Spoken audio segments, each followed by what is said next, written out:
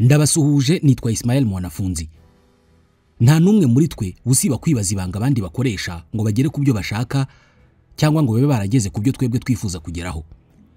Ikiza imbere n'ubutunzi, ariko kandi hari n'icyubahiro, igikundiro, umunezero. Buri wese muri twe wisanze mu bihe bitari byiza mu birebana n'izi nzego twari tuvuzeho, ntabwo abura kwibaza ibibazo by'uburyo babigenza cyangwa se ibirebana n'uburyo abo yifuza kumera nkabo babigenje ngo bo bahirwe. Hari umwanditsi w'umunyamerika wanditse ibitabo birenze kimwe byigisha abantu ko bakwiye kwitwara ku bandi kugira ngo babigarurire mu birebana n'icyubahiro, igitinyiro n'igikundiro. Yitwa Robert Greene. Kimwe mu bitabo bye cyitwa 48 Laws of Power cyangwa se amategeko 48 y'ububasha twakivuzeho mu bihe byahise muri iki kiganiro. Ni amategeko 48 avuga ko uramutse ushoboye kuyakurikiza rimwe ku rindi, nta kabuza wakwisanga ufite ububasha butigeze bugirwa n'undi muntu. Icyo wajya ukora cyose kirimo abandi bantu wajya utsinda. Mu kazi abantu bose bakubaha kandi bakakubona nk'umunyabwenge. Nta wagerageza kugukoresha mu nyungu ze bwite. Mu bucuruzi nta waguhenda. Ni amategeko 48 arimo nka ntuzigere na rimwe ugerageza kwigaragaza nk'umuhanga imbere y'umuyobozi wawe. Uzamwereke ko hari ibintu uzi ariko ko ari we uzi byinshi kukurusha. Iryo ni irya mbere. Rekeraho kwizera cyane inshuti zawe. Iga no gukoresha abanzi bawe. Nubakoresha bazakugirira umumaro kubera ko bafite byinshi byo kukwemeza. Iryo ni irya kabiri. Irya gatatu, uzirinde kugaragaza no kuvuga imigambi yawe yose. Iyo bayizi biraborohera kuyisenya. Irya kane, buri gihe ujye uvuga bike kurenza ibikenewe. Ujye uvuga bike cyane mu byo utekereza. Ugira utwo wisigira uzi wenyine. Irya gatanu, ibintu byinshi muri ubu buzima byubakiye ku isura cyangwa se uburyo abantu bakubona. Irinde kwanduza isura yawe abandi babona. Irya gatandatu, uzakore ku buryo abantu bakumenya, bakamenya ibyo ushoboye. Irya karindwi, uzakore ku buryo abandi ari bo bakora ariko abari wowe ubishimirwa. Irya munani, uzakore ku buryo abandi ari bo baza bakugana aho kugira ngo abari wowe ujya kubashaka. Irya cyenda, uzatsinde mu bikorwa aho gutsinda mu mpaka. Vuga bike ariko ukore byinshi. Nshuti bakunzi mudukurikiye, mu buryo burambuye tugiye kurambura iki kiganiro duhereye ku itegeko rya 10 mu mategeko 48 y'ububasha yanditswe na Robert Greene. Tubahaye ikaze.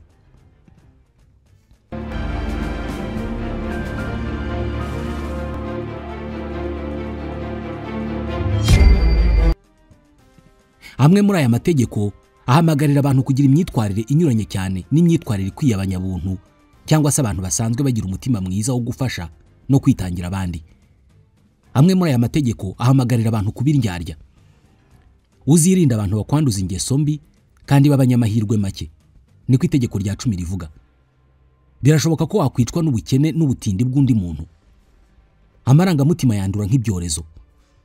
Ushobora kwibwira ko urimo gufasha umuntu urimo kurohama, ariko mu by'ukuri nawe ukaba urimo kwihutisha ibyago byawe byo kurohama.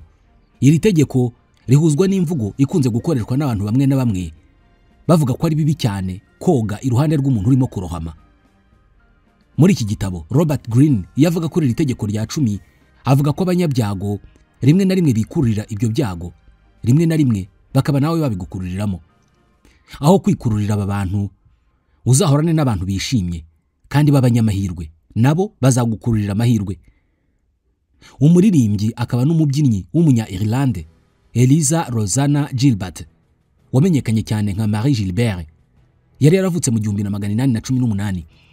Yimukiye mu Bufaransa mu mwaka w'1840 aho yakoreye ubutunzi butagira ingano bivuye mu kubyina no kuririmba. Mu kazi ke k'ubuhanzi yiyitaga Lola Montez. Nyina yari afite abakurambere bakomoka muri Espagne. Lola Montez nawe yavuga ko ari umunya Espagne kazi. Mu mwaka w'1845 umwuga we uburirimbyi no kubyina watangiye kugenda nabi. Ubutunzi bwe burashira. Kugira ngo ashobore gukomeza kubaho, yahisemo kuba umugore wigurisha, ariko akigurisha ku bagabo b'abakire. Muri uyu mwuga naho yabaye umwe mu bagore bawuhiriwemo muri Paris yose. Abakire bose n'abategetsi niwe babaga bashaka. Umugabo umwe wenyine, umwe rukumbi, niwe wari ufite ubushobozi bwo kuzura umwuga wo kubyina no kuririmba wa Lola Montez, Alexandre Honoré du Jarrier. Uyu yari afite ikinyamakuru cyarushaga ibindi byose kugurwa mu gihugu cyose cy'Ubufaransa. Cyari ikinyamakuru kandi cyandikaga inkuru z'amatiku n'ibintu bitavugwaho rumwe bigezweho. Lola Montez yafashe icyemezo cyo kwiyegereza uyu mugabo, aramwigarurira bya nyabyo. Yize cyane imico ye n'imibereho ye, amenya ko buri gitondo cya buri munsi uyu mugabo w'umunyamakuru yatambukaga ku ndogobe rwagati mu mujyi wa Paris. Lola Montez nawe yarazi cyane ibyo kugenda ku ndogobe. Maze mu gitondo kimwe ahura na Alexandre Dujarier. Mu minsi yakurikiyeho bari batangiye kujya bajyana gutwara indogobe. Mu byumweru bike byakurikiyeho, Lola Montez yari yamaze kwimuka ajya kubana na Dujarier mu nzu. Bombi babanye bishimye. Binyuze mu bufasha bwa Dujarier, Lola yatangiye kubyutsa umwuga we wo kubyina no kuririmba. Atitaye ku isura ye ndetse nuko bizabonwa muri rubanda, Dujarier yatangiye kubwira inshuti ze ko yenda kurongora Lola Montez akamubera umugore. Lola yari yaramuhishe ko ubwo yari afite imyaka 19 y'amavuko yari yarashakanye n'umwongereza. Amushaka ababyeyi be batabyemeye, kandi ntabwo bari barigeze batandukana byemewe n'amategeko. Nubwo Dujarier yari yarakunze cyane uyu mugore, ariko ubuzima bwe bwatangiye kujya hasi. Nk'umunyamakuru wari ufite ikinyamakuru gikomeye kandi cyari gikunzwe, abantu batangiye kumuvaho. Ntabwo abantu bari barishimiye uburyo yabanaga n'uwo mugore wari ufite isura itari nziza muri rubanda yo kwigurisha ku bakire. Icyubahiro Dujarier yari afite cyatangiye kugabanuka cyane. Ubutunzi bwe butangira kumanuka. Inshuti z'abakomeye yari afite zatangiye kumwirinda. Ijoro rimwe Alexandre Dujarier yari yatumiwe mu birori byari kwitabirwa na bamwe mu bakomeye b'i Paris. Lola arashega ashaka ko bajyana muri ibyo birori, ariko Dujarier arabyanga. Ku nshuro ya mbere baratongana. Birangira Dujarier agiye muri ibyo birori wenyine. Yageze mu birori aranywa arasinda, maze atukana n'umwe mu banyamakuru basesengura inkuru z'ibintu bigezweho muri Paris, Jean-Baptiste Rosemont de Beauvalon. Birashoboka ko bapfuye amagambo Beauvalon yaravuze kuri Lola. Mu gitondo cyakurikiyeho, Beauvalon yahamagaye Dujarier ngo barasane bakoresheje pistole. Uhamye undi arabatsinze. Muri iyi myaka ibi byabagaho. Abantu bahiganaga ubutwari bakoresheje imbunda, urashunda akamwica. Ni imikino bita roulette russe. Beauvalon yari umwe mu bahanga mu kurasa hakoreshejwe pistole Ubufaransa bwari bufite icyo gihe. Byarangiye Beauvalon arashe Alexandre Dujarier aramwica. Iri niryo ryabaye iherezo ry'umwe mu bagabo bakiri bato bavugwaga ko bafite ahazaza heza cyane mu Bufaransa. Mu gahinda katagira ingano, Lola Montez yahise ava i Paris. Mu 1846 Montez yisanze i Munich mu Budage, aho nta yandi mahitamo yari afite usibye kwigarurira umutima w'undi mugabo utarubonetse wese, umwami Ludwig wa kabiri wa Bavière. Inzira yonyine yo kugera kuri uyu mwami kwari ukunyura kuri umwe mu bagabo bari bashinzwe kwita ku mwami Ludwig. Uwo ni Comte Otto von Rechberg. Uyu mugabo yakundaga abakobwa b'ikimero, urukundo rutagira uko rungana. Umunsi umwe ubwo uyu mugabo ushinzwe kwita ku mwami yari hanze y'ingoro arimo afata ifunguro rya mu gitondo muri cafe yari hafi aho, Lola wari unyuze hafi aho ngaho ari ku ndogobe yakoze impanuka. Indogobe imutura hasi, aragenda neza neza yikubita ku birenge by'uyu mugabo wari urimo yinywera ikawa. Birumvikana iyi ni impanuka yari yateguye. Rechberg yihutiye kumwegura, maze ubwiza bw'uwo mukobwa buhita bunamukora ahantu, ahita yishimira kumuhuza n'umwami Ludwig. Rechberg yateguye audience yo guhuza Ludwig na Lola. Bamuha umunsi ngo azaze. Ubwo yari yinjiye ibwami, ageze hafi y'icyumba umwami yari yicayemo, yumvise uyu mwami arimo yitotomba avuga ko afite akazi kenshi ku buryo rwose adafite umwanya wo kwakira umuntu bataziranye uje kumusaba ubufasha ubwo ari bwo bwose. Gusa Lola ntiyabyitayeho, yahise akomeza asunika urugi rw'icyumba umwami yari yicayemo, arusunikana ingufu nyinshi, yinjira mu cyumba Ludwig yari arimo. Gusa mu gusunika rwa rugi, agace gato k'imbere k'ikanzu yari yambaye kafashwe mu rugi, maze ikanzu ye iracika. Birashoboka ko yabikoze abishaka. Mu buryo bwatunguye umwami, yamukubise amaso, igituza cye kiri hanze kigaragara. Umwami Ludwig ahita aza kumwakira, amuha ikaze, baricara baraganira. Mu masaha 55 yakurikiyeho, Lola yari yuye urubyiniro rw'ibwami atangira kubyinira abakomeye. Ab'ibwami bamwe barabinenze cyane, ariko ntibyabujije umwami Ludwig guha Lola andi mahirwe yo kongera kubyinira abakomeye ibwami kuzindi inshuro nyinshi kandi.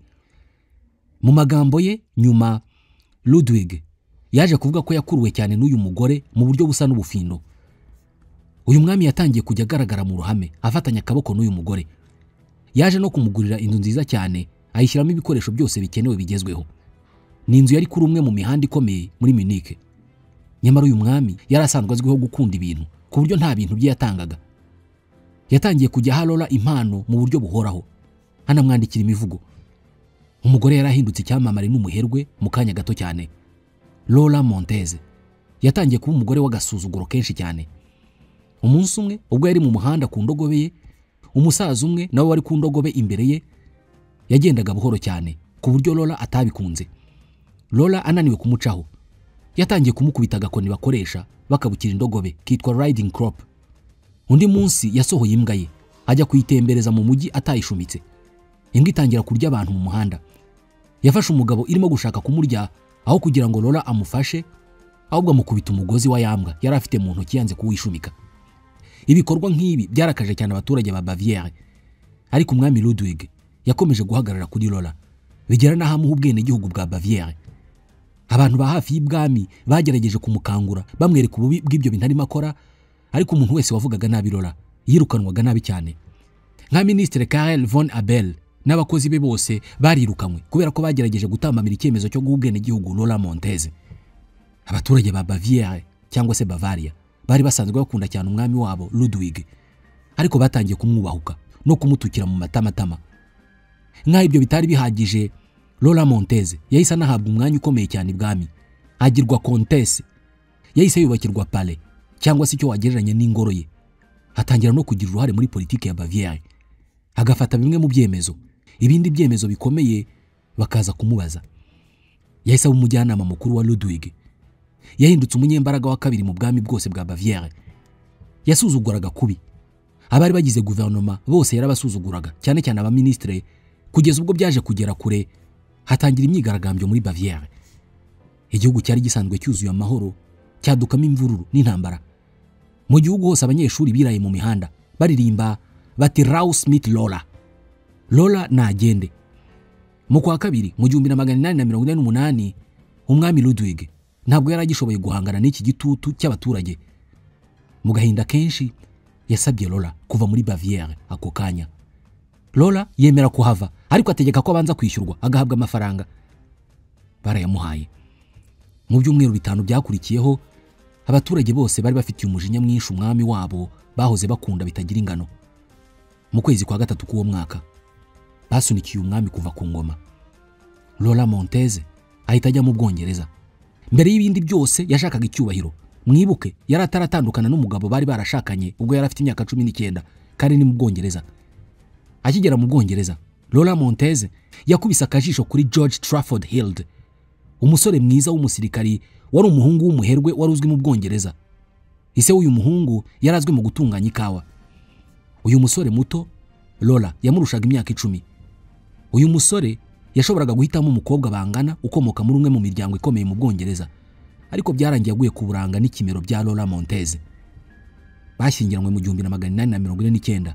Gusa nyuma yaho Lola yatawe muri yombi ashinjwa kugira abagabo babiri icyarimwe, babyita bigamy. Yishyuye amafaranga y'ingwate arafungurwa. We na wa musore muto bahita basohoka igihugu bigira muri Espagne. Bageze muri Espagne batangiye kujya batongana hafi buri munsi. Umunsi umwe Lola yakomerekeje George Trafford Hild akoresheje icyuma.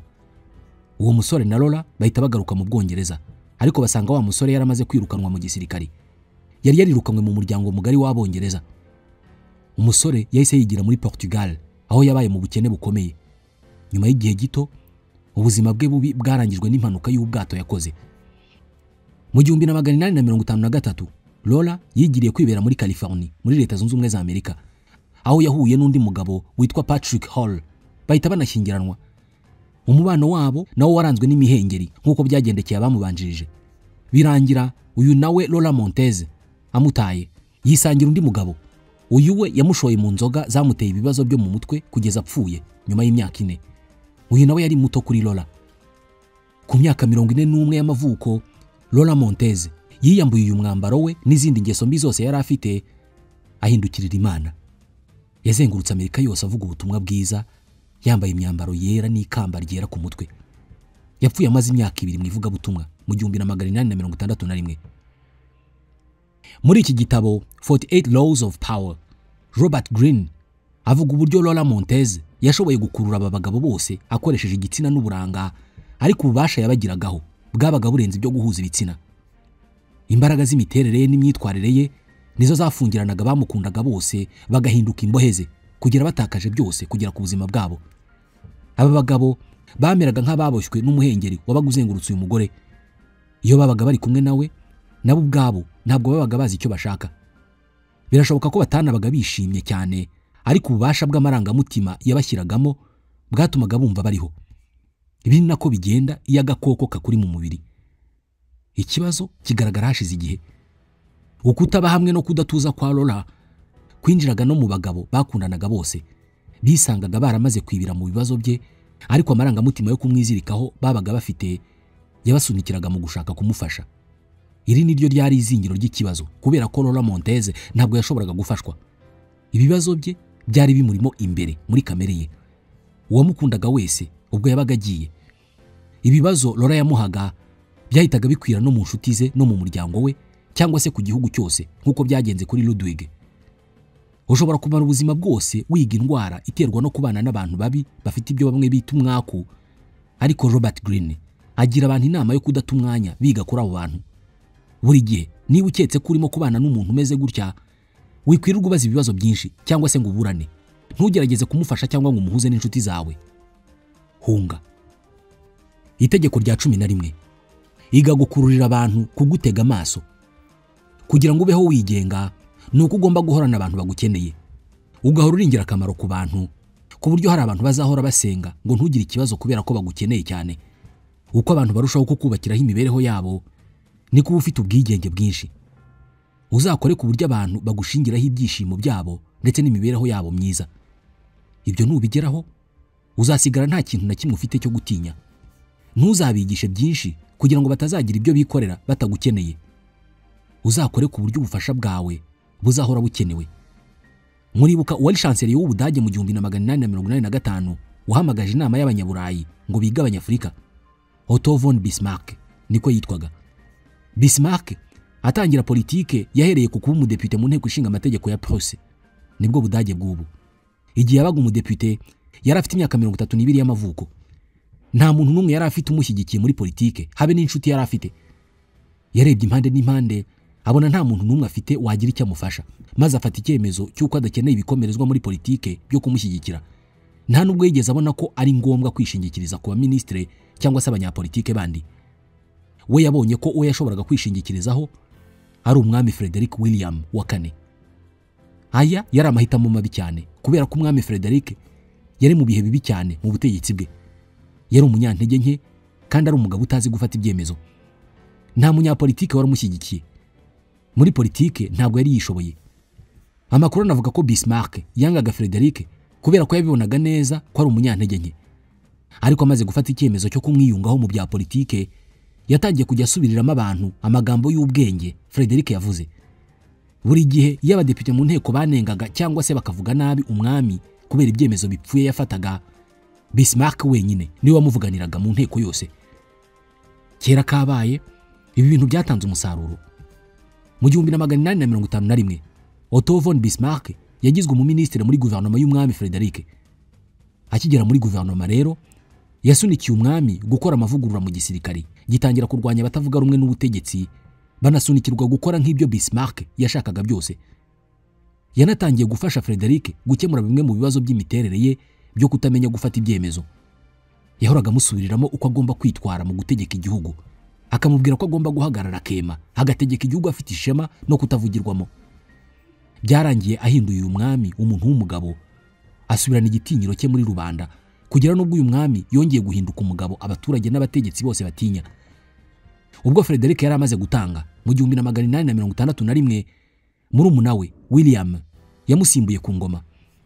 William yangaga cyane Bismarck. Nta gahunda yari afite yo kumugumisha mu butegetsi bwe. Ikibazo nuko nawe yari afite ibibazo nk'iby'umuvandimwe we. Yari afite abanzi benshi bashakaga kumutwara ubutegetsi. Baramuzengereje agera aho ashaka kwegura, avuga ko atagifite imbaraga zo guhangana n'icyo gitutu. Aha niho nanone Bismarck yagarukiye, arongera arigaragaza. Uyu mwami mushya nawe yaraje amwigisha uko bategeka igihugu n'uburyo yaba umugabo utinyitse.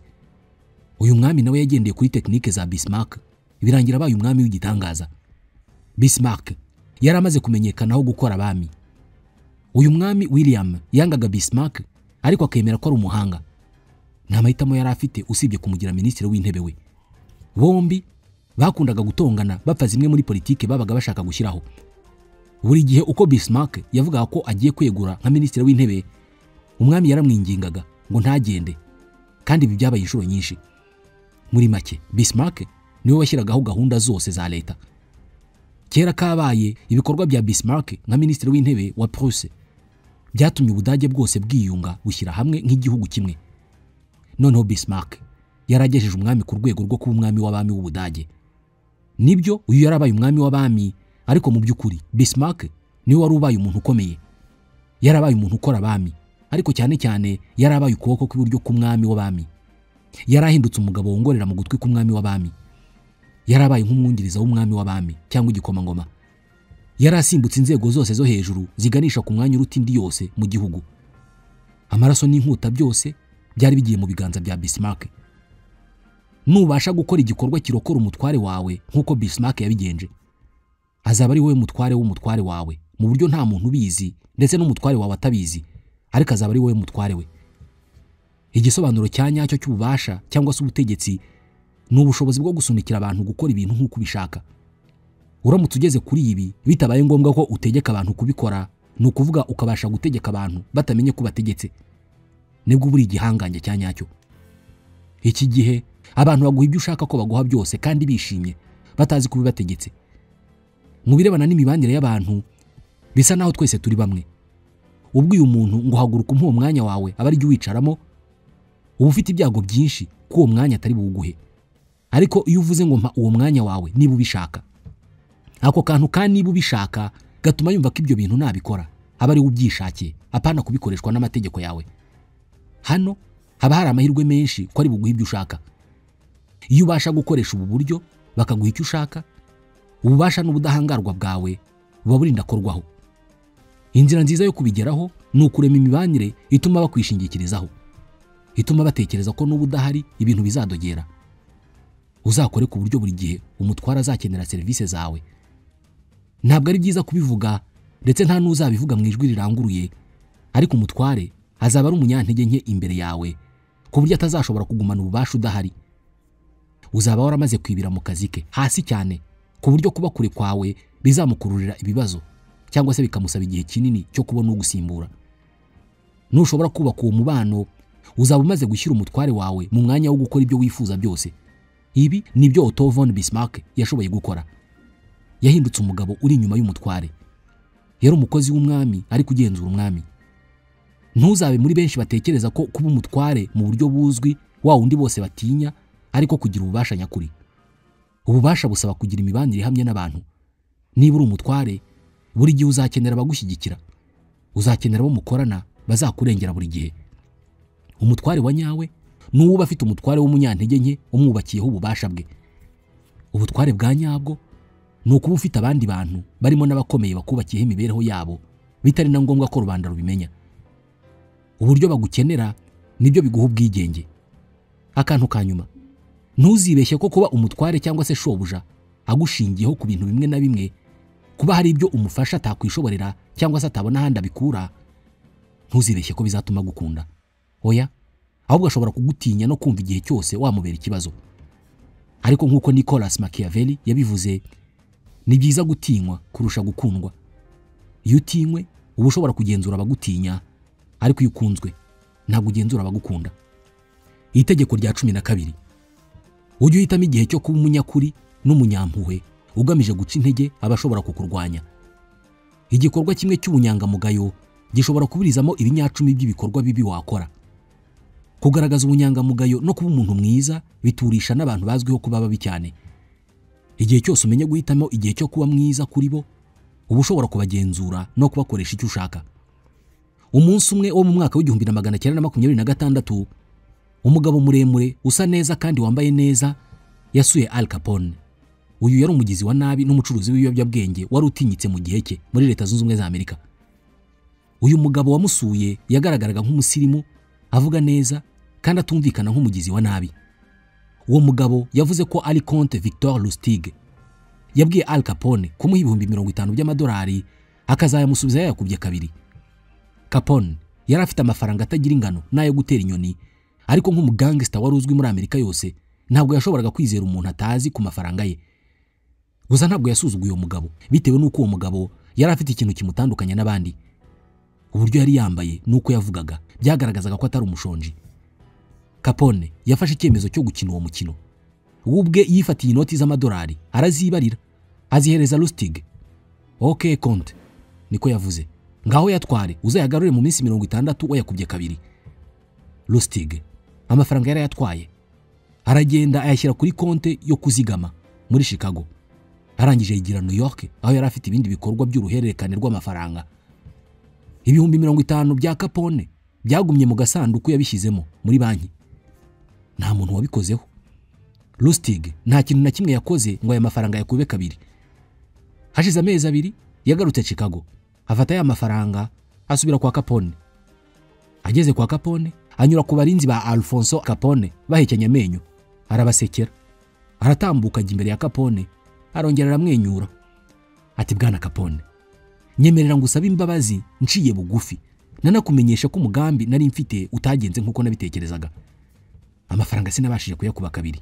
Al Capone atuje cyane yarahagurutse buhoro buhoro afata Lustig mu mashati. Yarimo yibaza umugezi yamujugunyamo. Mu gihe Capone yari amufashe mu mashati, Lustig yakoze mu mufuko w'ikote rye akuramo $50,000 by'amadolari abinagaho ku meza. "Nyakubahwa, dore amafaranga yawe yose uko yakabaye hatavuyemo n'igiceri na kimwe, kandi nongeye kugusaba imbabazi. Rwose ntewe isoni no kuba ibintu bitaragenze nkuko nabitekerezaga.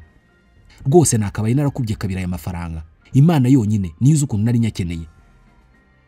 Capone yahise yongera mwicaza mu ntebe yumiwe hatazi ibintu birimo kuba. "Ndabizi kuri ibandi Comte," niko Capone yamubwiye. "Nabibonye ukinjira hano. Nayaguhaye ntegereje $100,000 by'amadolari cyangwa se nayo naguhaye nkayabura. Ariko kunsubiza amafaranga yanjye yose uko yakabaye byo birantunguye." Lustig ati, "Nongeye kugusaba imbabazi Bwana Capone." Ibyo yabivuze arimo afata ingofero ye ngo yigendere. "Mana yanjye, uri inyangamugayo kuri uru rwego," niko Capone yamubwiye. "Ahubwo akira $5,000 ube wifashisha." Icyo gihe mu madolari hari yakibaho inote z'1,000. Al Capone ubwe yibariye inote 5 z'amadolari 1,000 ayakuye muri bya $50,000 ahereza Lustig. Lustig aratangara asukuma gukoma yombi, ubundi ashyira $5,000 mu mufuko arigendera. Aya madolari $5,000 niyo Victor Lustig yashakaga kuva mu ntangiriro. Comte Victor Lustig, umugabo wavugaga indimi nyinshi, yari umwe mu bahanga mu kuriganya babayeho mu bihe bya vuba.